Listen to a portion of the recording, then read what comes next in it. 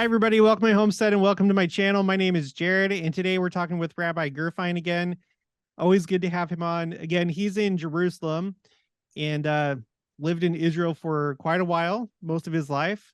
And a lot of you have submitted questions to ask him. So I was hoping that we could just go ahead and start asking you some questions, Rabbi. Okay. So the first one, and I meant to bring this up last time, but I had forgotten where I saved this on my computer, but I found it. This is from Ruth Tawatu. It's like a Hawaiian name, and she told me I pronounced it correctly. Wow. She says, I found this interesting. Thanks. Have you asked the rabbi his opinion on the red heifers in the temple? If not, I think it would be interesting to hear his point of view. Also, I received my copy of the 75 Hebrew Works book. I used your discount code. Thanks for the recommendation. Okay, well, I guess we did kind of already talk about the red heifer last time, but I guess just one more thing. So is that something that you're closely following yourself? Like, do you have contact with those people, or do you just kind of like follow it in the news? No, I know the people. They're wonderful people. And I'm not involved with them per se, but I mean, it's definitely being tracked here heavily. But what's really interesting is not, yes, of course, it's definitely the red heifer and all of the restrictions about two little hairs like we talked about and so on. But what's more interesting is that since it hasn't been, let's say, something other than theoretical for the last umpteen thousand years, so now what's coming up is like all of the nitty-gritty of drilling down into ancient texts to understand the details of what needs to happen. For example, what kind of bird is the bird that's used to create part of the concoction that is mixed with the red heifer? Right? So there's all kinds of different opinions in the Talmud as to which bird it is. And even when the name is sort of narrowed down, then there are three different types. There's the white belly, a yellow belly, and a black belly. So then, suddenly that becomes a whole issue. Nobody even talks about these things. And then when it discusses the idea of how is the water drawn, because the water has to be in an incredible state of purity. Now, it's so funny that you bring this up. I was teaching this morning. That's why it's like kind of wild. Almost makes you believe in, wait, I'm going to get it. Yeah, God. So the Talmud tells an incredible story. Say, I don't want to go too into this because you'll think I'm even crazier than you already think. So I'll just try to keep it simple. No, absolutely not. But okay. Okay. So a human being is, I'm exaggerating for simplicity, is one part body and one part soul. The difference between the soul and the body, which is numerous, is one thing is that the soul is always perpendicular to the ground. The body, as you know, can be horizontal, vertical, or whatever, but the soul is always perpendicular. That's why sleep is considered a 60th of death, because when a person lies down their bodies, all of the souls are kind of up like wheat. And the harvester comes along and takes the souls upstairs, where hopefully we get refreshed and, God willing, wake up after a good night's sleep and so on. Yeah, you're trying to remember when it was like you had a last good night's sleep. I know. I said to my wife when I was a young man, I went to sleep at night. I took the express train, woke up in the morning. After a while, it got to like be the local, you had to wake up to like go to the men's room every whatever, Now I feel like I'm on the freight train, makes every possible stop it can. But whatever. That's too bad. So exactly. So the idea of sleep, or the soul rather, is something like this. Okay, now, what does that mean? When a person dies, if a person is a phenomenally holy person, which I'm certainly not one, I don't really, even if I know someone who was, then the complete soul comes out of the body as a Talmudic metaphor, like an eyelash being pulled out of milk, like a hand being taken out of the glove. But if a person's soul was misused, God forbid, and was embedded into non-holy activity using the body, then the soul is actually trapped in the body, kind of like a deep sea diver who all of a sudden gets his leg caught under some relic at the bottom of the sea. So while a person's still alive, they can repent. I think you guys we call it tshuva. They can purify their soul and free it, right? If you have a knot, how do you undo a knot? You work out the rope. But what if the person's dead? You can't undo anything. So the only way to get that last soul part to come out is by decomposing. Once the part of the body which is holding the soul no longer exists, then that part goes up. Point being, the soul, like fire, always goes upwards. So therefore, if you have a body buried in the ground and it hasn't been buried in a certain proper manner, then its impurity goes all the way through heaven. It goes all, I mean, at the highest levels, but it goes all the way up. So therefore, if a person, let's say, is in a state of purity and they're now walking to draw water for the red heifer process, which was done just down the hill here at a place called Siloam. So if they were to step over a grave, even unbeknownst, or the grave might be 4 or 5 generations earlier, then that impurity is coming up out of the ground, and this guy is no longer qualified. So this was so serious in the days of the temple, both the first and the second, that they actually built little houses and courtyards on a kind of a round boulder on legs, so that if there was an impurity, the airspace would serve as a buffer that it wouldn't come up into the house. And certain pregnant women would move into these houses and they would give birth there, and they would stay there for 6 to 7 years, raising their children in these courtyards. Wow. So that these children were, yeah, I told you it's kind of wild, were 100% pure. Then they would bring oxen, but the oxen are more like you see in Asia, you know, the low, wide back oxen, not like, probably not like the bulls that you have, but the kind of the Asian water bulls. And they put doors, like planks across them. And then the boys would jump up on them, the 6, 7-year-old boys. And they had earthenware cups, because an earthenware cup cannot become impure. And then these oxen would walk them down the hill, which it is, down the hill to Shiloh.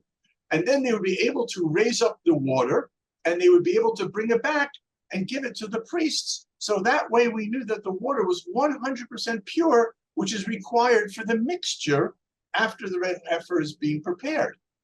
So these are the discussions that are really going on, are the peripheral discussions. In other words, very nice, and it is very nice that there are these red heifers, but how are we going to process it? There's no person who has not come in contact with the dead, so therefore, who's going to be the person who draws the water, et cetera, et cetera, et cetera. Oh, yeah, because so you have to find someone pre-red heifer that is pure to draw the water. So you have to like somehow know which Kohen. I guess it'd just be, would it be the Kohen or the Kohen Gadol? No, it doesn't be Kohen. Just any person can draw the water. No, that's. Oh yeah, because you were just talking about that story of like the. Okay, yeah. So how do you do that? Does it have to be from the pool of Siloam? Like, no. Is that where it can be from anywhere? Well, no, it can't be from like your faucet. It has to be from a natural spring so that the water is pure. But it doesn't necessarily have to be from Israel. It could just be anywhere on Earth that's from a natural spring. No, that's a problem. That's a problem. It has to be from in Israel. It does? Okay. In talking about really quick, bringing up the pool of Siloam, I know that they're looking at, well, they're like excavating that right now. That there was the upper one, but they realized that was, I can't remember who it was, some Byzantine empress that ordered the construction of like that narrow one with like the tall walls. But then I guess the actual one has been found and it's been recognized, it's being excavated. Have you been down there to see it, or do you? No, not the recent. I've been there a few times, but not to recent excavations. No. Okay. Can I just tell you something? Yeah. When I lived for a couple of years back in New York City, my office was on the 68th floor of the Empire State Building, and I never once went to the top. So it's like the same thing. I live here. Shiloh's like, 2 minutes away, but no, I haven't been back there for quite some time. Well, it's interesting that you bring up Shiloh, because I recently saw a video where I guess they're doing excavating there, and they think that they found the site of the tabernacle, the Mishkan, and I thought that was pretty neat. But as far as the pool of Siloam, is there any significance? Because I was reading in Israel 365, and Adam Berkowitz, he was like talking about how there might be some implications that the pool of Siloam is being excavated as far as like Messiah coming. Like, do you see it the same way, or do you see any significance in the pool of Siloam being excavated right now? Because like don't you need for the Feast of Tabernacles, I thought I saw somewhere that when you do like the water and the wine libation at the altar, that water is supposed to come from the pool of Siloam. So is that Well, it only significant? comes from there because that's the closest access. I mean, theoretically, it could come from Tiberias, but then you have all kinds of problems of transporting it. But Yeah. can I just, if you're already on the question of like this idea of association of the waters of Shiloh and the coming of Messiah, I'd like to just share a little thought that I think you might find very Jewish, if not Okay. interesting, because I don't know if they always go one hand in hand. But there's a teaching that says like this: if you're in the middle of planting a tree and the Messiah comes, you are not allowed to stop planting the tree to run to give Shalom Aleichem to the Messiah. Why not? Because the concept of the Messiah is a global event of God's creation. But you are just me, you, me, all of us, all human beings, we are specific events as opposed to global events. And God doesn't make two snowflakes the same. Certainly, God doesn't make two human beings the same. There's something so unique about you that never existed, will never exist again. And if you don't do what you're supposed to do, that's going to be like creating a black hole in the universe. And if you do it, that's going to be like creating the most beautiful light that's ever been in the world. So that's our job here. We're planting trees. This is the tree of life. And therefore, whatever Messiah yes, Messiah no, it's wonderful, it's beautiful for sure. But God's not going to ask you about that. God's going to ask you, like, were you Jared? You know, I made a Jared. I made a Gedaliah. I made a whoever. I made you. Were you that star in the universe that I created? So that's kind of how we sort of look at it. Of course, we want. We pray 3 times a day for the Messiah to come for a few thousand years now. But nonetheless, it still means that we have to do what we need to do. And many people think that the idea of coming Messiah is going to free us from the burdens of responsibility for our actions, or for the ability to do things in the world that could have made this a better place to live. Homeless people, hungry people, air pollution, I mean, economy, housing, whatever it is. These are things that God put in our hands that we should be able to go and make a better world.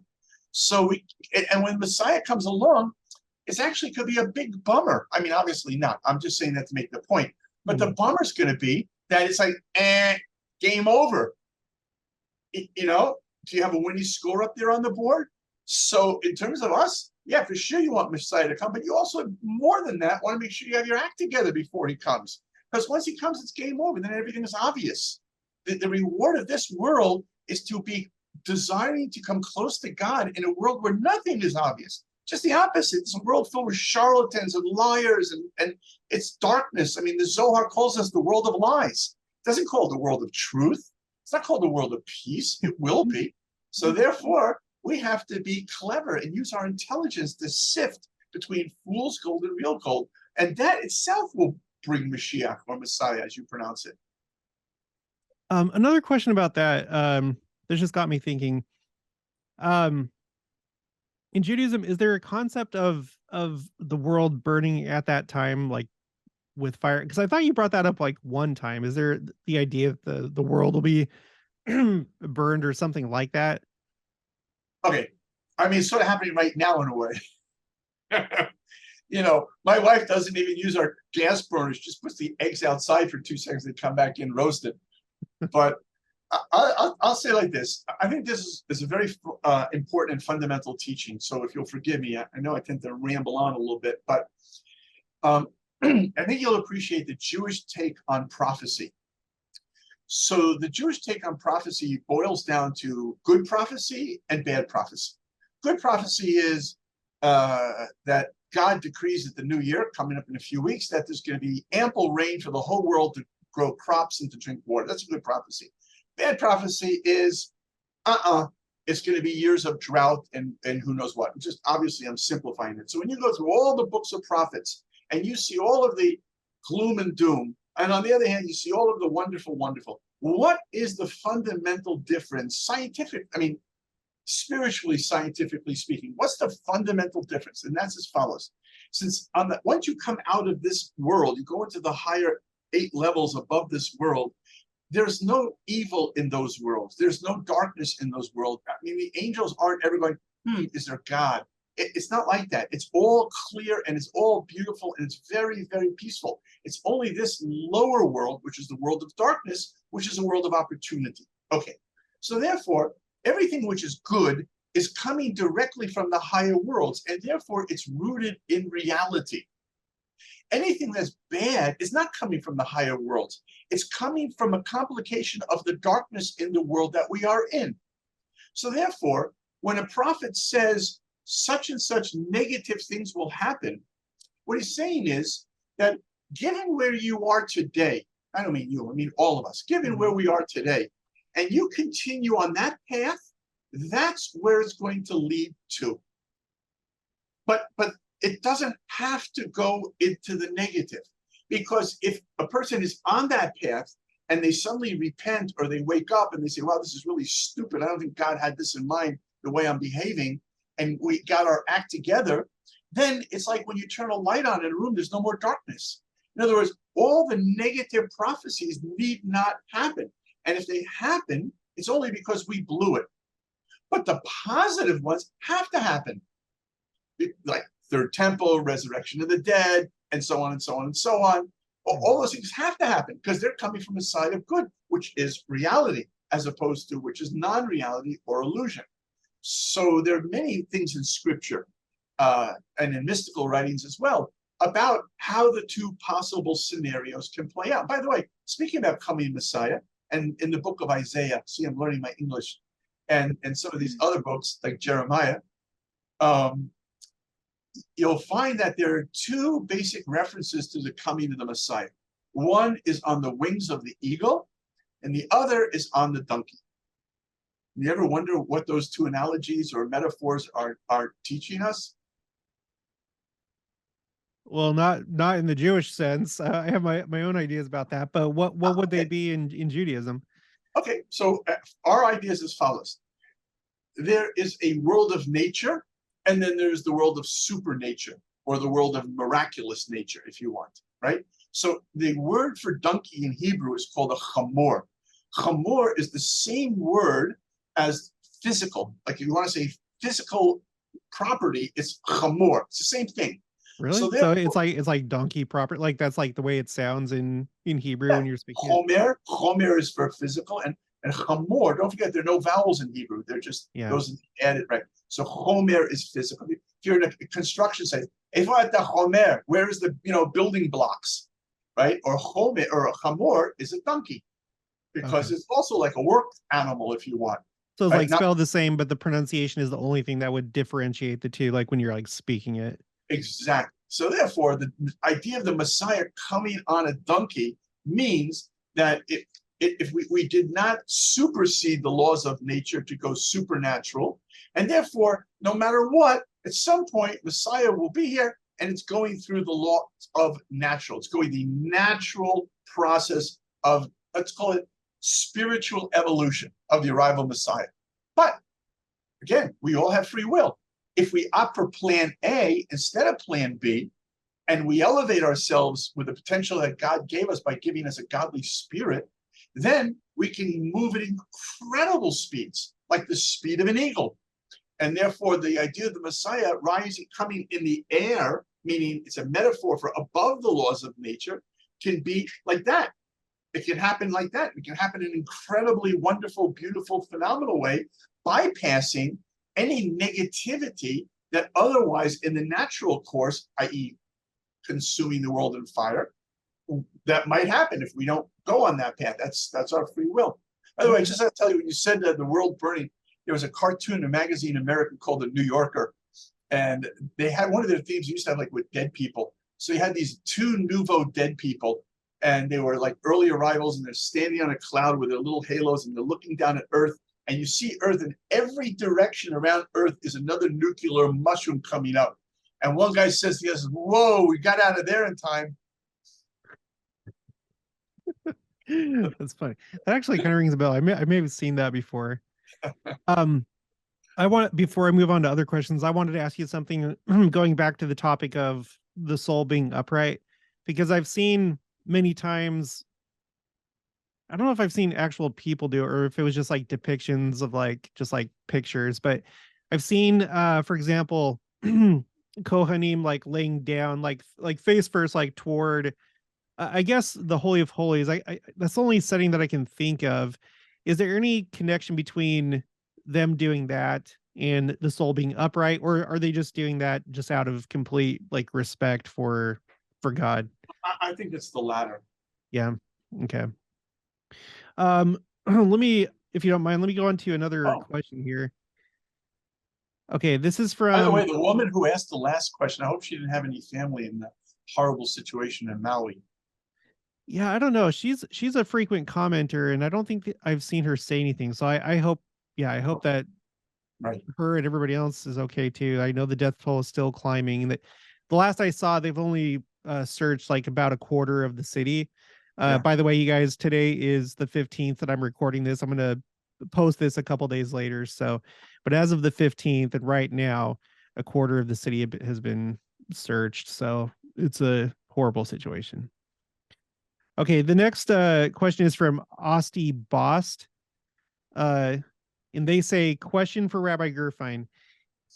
If I wanted to do something to lead up to Passover in conjunction with our Easter celebration, what's something I could do as a Christian that would be a meaningful experience for my family? What kind of Passover traditions does he and his family have? Thank you so much. That's a great question. I like that.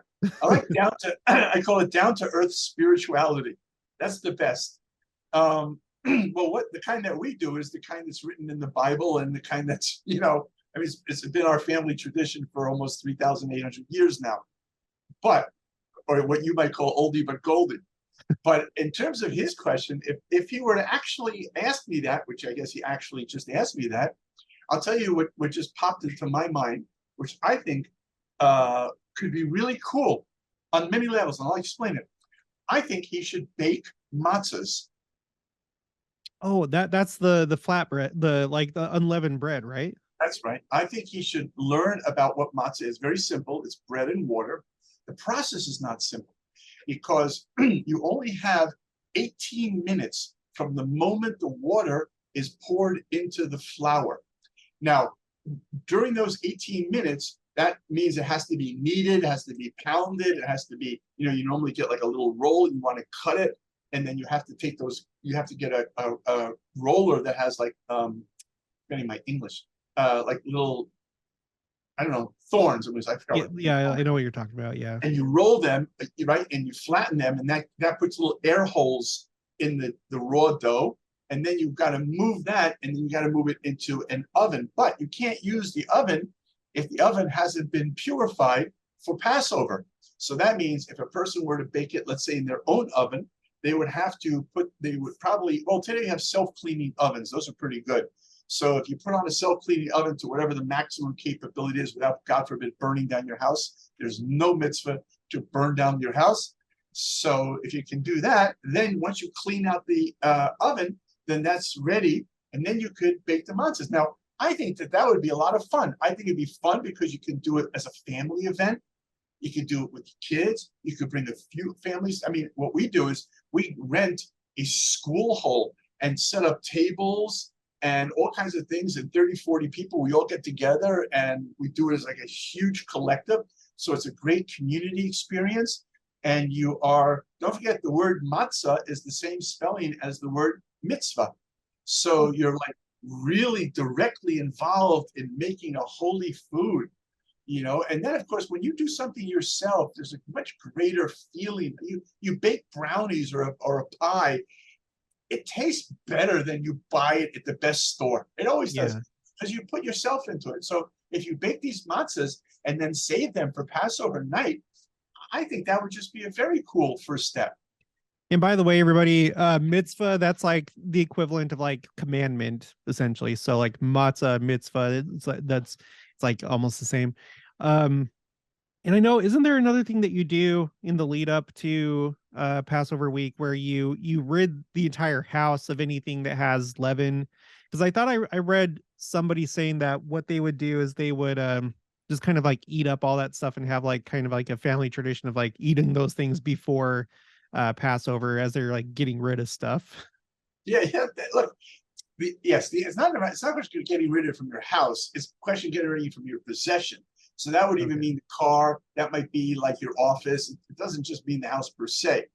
And it does include all products which are non-poisonous.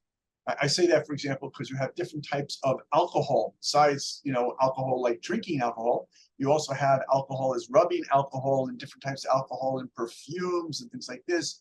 So alcohol is, you have to know what it's made from, but if it's an isotope type alcohol made with wheat, so then that's already leaven. It's not just merely the component of bread per se, and therefore it has to do with all foods. That's why we go out and when we purchase food for the holiday, we always purchase food which comes with a symbol indicating that it's prepared for Passover without any, some guy might be chewing on a sandwich while he's putting together the cookies. So whatever, I'm just saying that's sort of the thing. But it is a cleansing. It can be done through eating. That's a big job. But the bottom line is that the day before Passover, we actually, whatever's left over, we burn it. But another way to get rid of it is just to crumble it out and throw it out to the birds or to throw it into the water or make an oral disclaimer that whatever I own is no longer mine. Now that becomes problematic, by the way, if you're a baker or you have large supermarket owner or things like that, because then you're going to be in possession of large amounts, which you could suffer huge financial loss for that. So I would just suggest not taking it over the top and just focus maybe on what's in your household. Now, the interesting thing about that cleansing process is it's an interesting trick, because what happens is, imagine like a robot device. So there's a spiritual hand here, and there's a physical hand here. So as the physical hand is cleaning, the spiritual hand can come into you and clean you. So it's by operating in the physical that allows you to operate in the spiritual. So there, for example, yes, we are talking about a physical substance called leaven and things of this nature, or at least that's how you call it, call it chametz in Hebrew.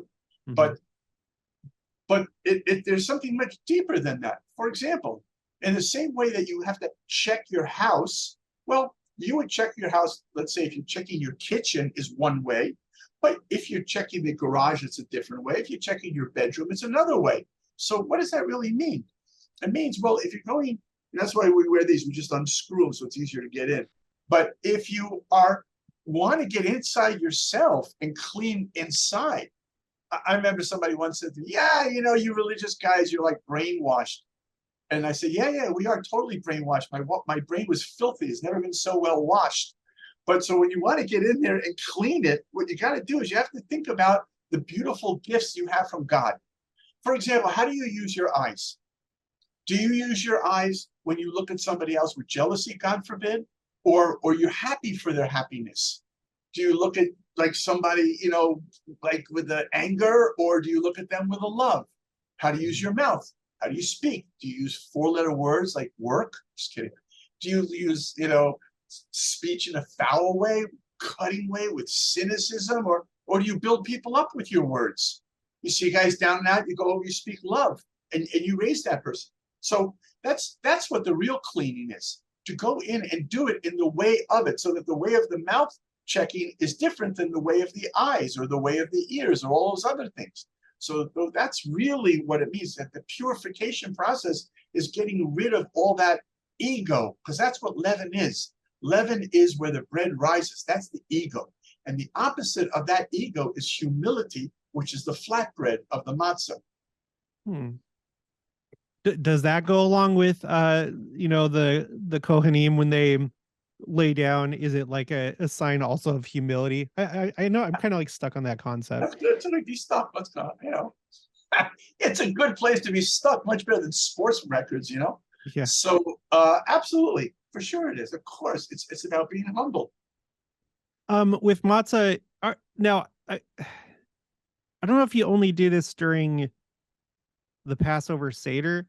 If you guys don't know what that is, that's like the meal of like the first day of Passover. I think, doesn't it happen after sundown?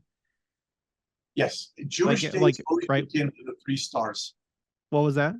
Jewish days always begin with the 3 stars at night. So Shabbat begins Friday night with the 3 stars. Holidays begin with it, and so on. Okay. So that night when you have the seder, don't you have special herbs, like bitter herbs that you eat on the matzah as part of the meal? Yeah, there are a lot of special things. There's the 4 cups of wine. There's the 5th cup of Elijah the prophet. There is various herbs, as you call them. There's certain foods I have no idea what they're called in English. Are they supposed to be like, they're supposed to be specific ones though?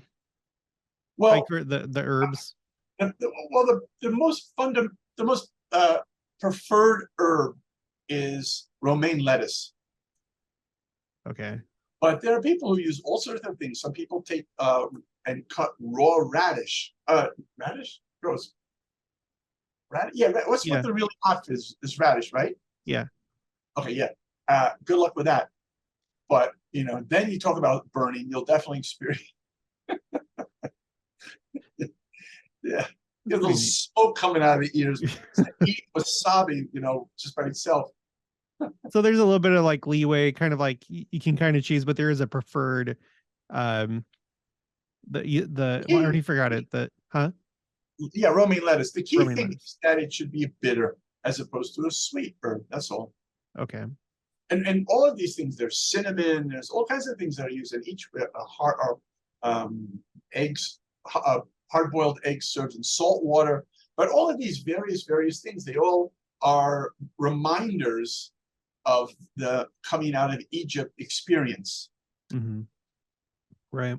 Okay. In fact, not only that, there's even the way we eat is unusual because, for example, on Passover, you are required by Jewish law to lean to your left when you eat. Normally, you eat, normally when you eat, you sit upright, erect, right? It's like sitting right. But on Passover, to show that you are free people, because a slave could never just sort of chill out with his master, right? So you have to sit at attention. But we're all free people on Passover, so then there's a leaning, and the reason it's to the left is simply an anatomy issue, because when you lean your head to the left, it closes the esophagus, and therefore it minimalizes the possibility of choking. If you ever see somebody who has a problem drinking, I used to do this with my mother, of blessed memory, when she couldn't really drink anymore. Simply by having her hold her head to the left, she was able to drink because it closes off the air pipe, and therefore you don't have the food going down the air windpipe, you would call it. Sorry. Huh. I had no idea. That's really interesting. Okay, so and I guess since we're talking about this, the Feast of First Fruits or Bikurim, that's no longer that's something that's only associated with the temple, right? There's no sort of observance of that right now. Not really. No. It's definitely with the temple because you have the farmer.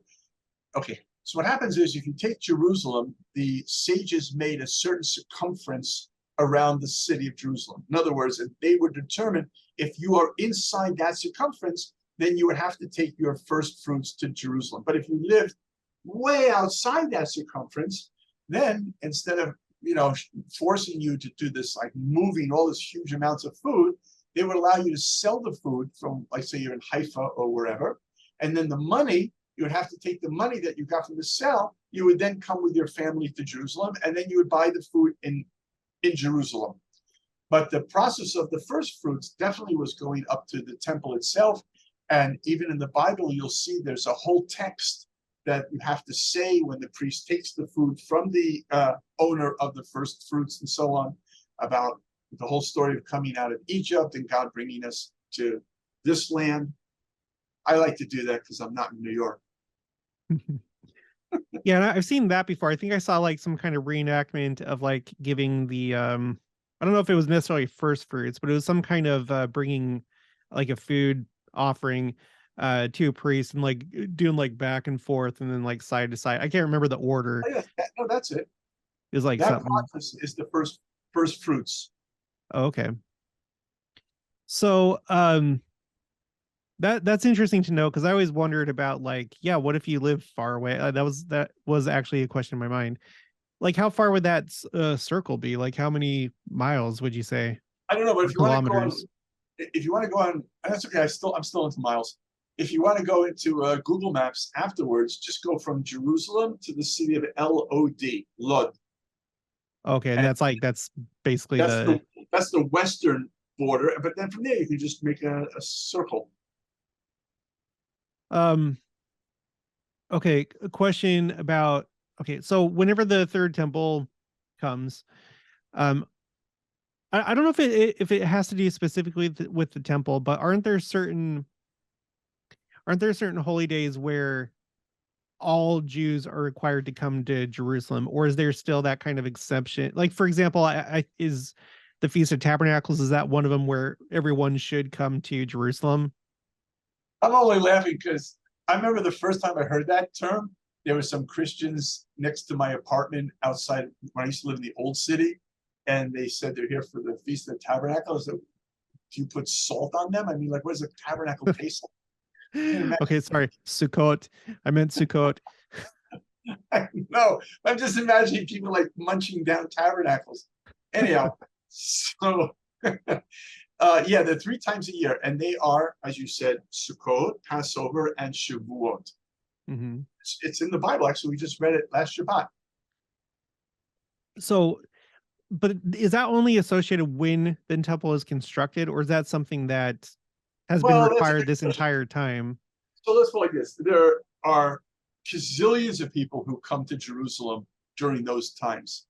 In fact, they have a huge event in the middle of them twice a year where there's something like 2,000 Kohanim all doing the priestly blessing at the same time. And that's a phenomenal thing to see with your own eyes. It's even phenomenal just to watch on video, but video doesn't do it justice. But they're coming because it's still in the air, but it's not an obligation as if when the temple stands, it's an obligation to come. When the temple stands, it is an obligation. Yes. Okay, so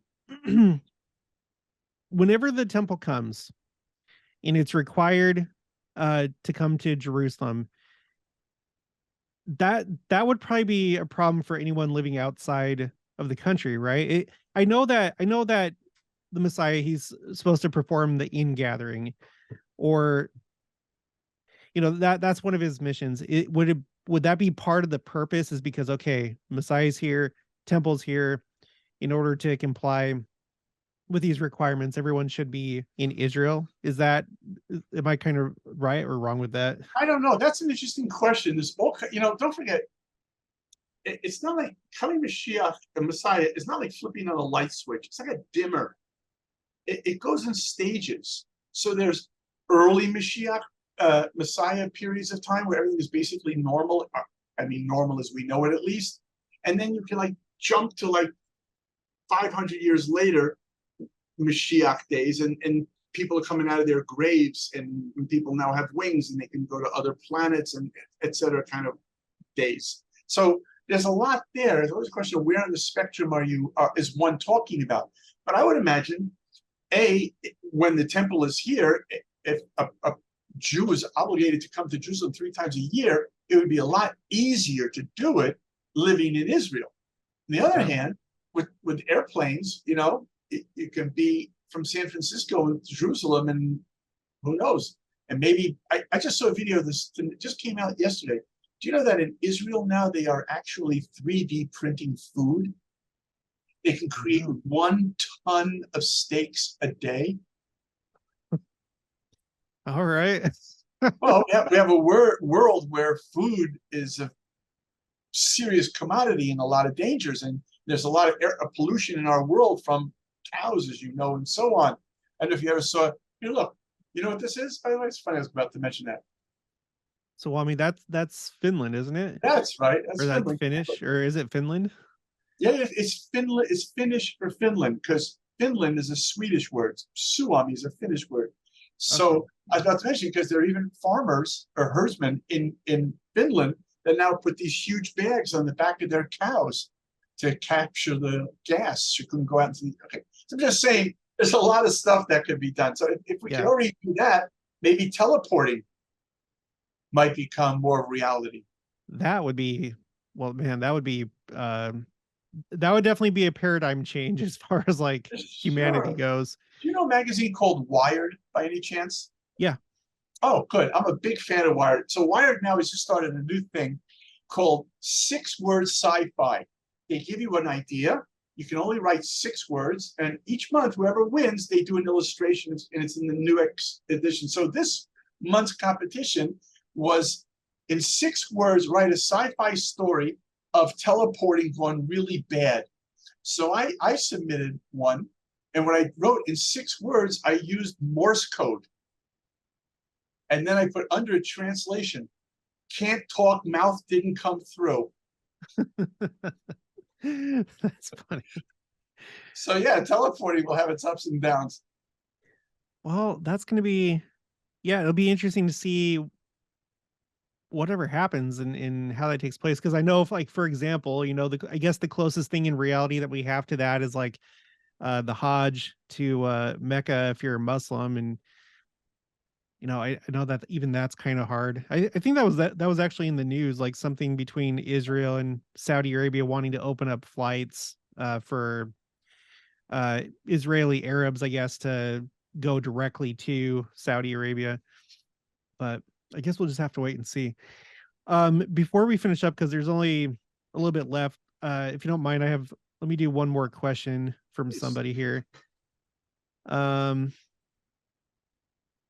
This is from the Haystack, and I know this guy. His question is, what is his view of the Ancient of Days, and if known, is that view shared among the rest of Judaism or even Muslims or Christians? Thank you.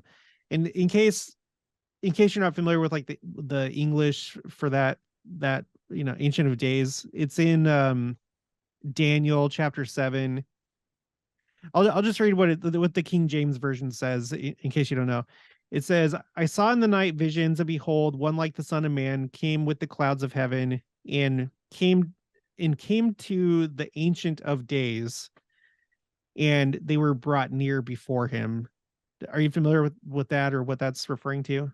The Well, Ancient of Days? I've studied the book of Daniel, you know, so for sure I know. Okay. I just never really heard the English of it. So it's not a yes, no answer. It's a very good question. But the problem with questions are the questions you can do in one sentence, but you can't necessarily do the answers in one sentence. So it's a good question. But well, first, is that like an accurate translation, Ancient of Days? Is that how it reads in the Hebrew? Well, you know that 90% of the book of Daniel is not in Hebrew. Is it in Aramaic? Yes. Okay. So that's first of all. But I mean, I could go look it up. That's real easy to just see in the original Aramaic what the words are. But I understand the concept that's being brought through, and that is, it's a very interesting concept. It's impressive that he's aware of that, which is really cool. But the thing is that time is a creation. It's a factor in creation. It's not something that is, and now we're just simply looking and knowing how to measure it. It's something God created, because there is no time as far as God is concerned. That's why the 4-letter name of God is actually a conjugation of 3 Hebrew words of was, is, and will be, to suggest that by God, there's no such thing as time. So therefore, in every element of creation, you have a divine, perfect template from which it exudes, if you will. And then it comes down into whatever shape and form it comes down as you come into the lower worlds. So the idea of ancient days means it's a reference to the 7 primordial templates of time, which are called the 7 days of creation. So I'm just going to use this for English for your sake, because I would say it differently. But so therefore, as an example, if God created a template called Tuesday, so in that warehouse are all the Tuesdays that will ever come down into what we would call our world time. But there's the pure Tuesday from which they all emanate, the mothership, if you will. So that idea is based on a prayer that we say on Friday nights. I'll just say it in Hebrew and I'll just translate it, which is Sof Maseh Machshav Tchila, which means the last act you do is the first thought you had, right? I mean, this is true in your life. For example, you now have to go somewhere, okay? So the first thought is, oh, you got to go. Oh, then what do? You get up, you turn off your equipment, you put on whatever you need to put on, you put a key in the car, you drive the car, you park the car, you get out of the car, you go to the place, and then you're in wherever you're going. So the last thing you're doing is the first place you thought of. I got to go somewhere, and the last action is I'm there. And then this whole process in between it.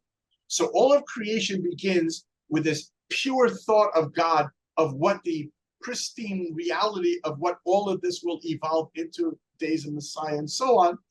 And that will be the last act. And now there's going to be this whole process, which is hard for us humans to even fathom, that will get us there. But it's the first thought is the last days, the last act. So therefore, when Daniel was referring to the image of Mashiach, so these template days are brought before the Mashiach in a way to say, okay, have we really now come to the perfection of the world? Are these the days that we have been longing for? These ancient days, or maybe a better word than ancient would be time. How's this for an oxymoron? Timeless days.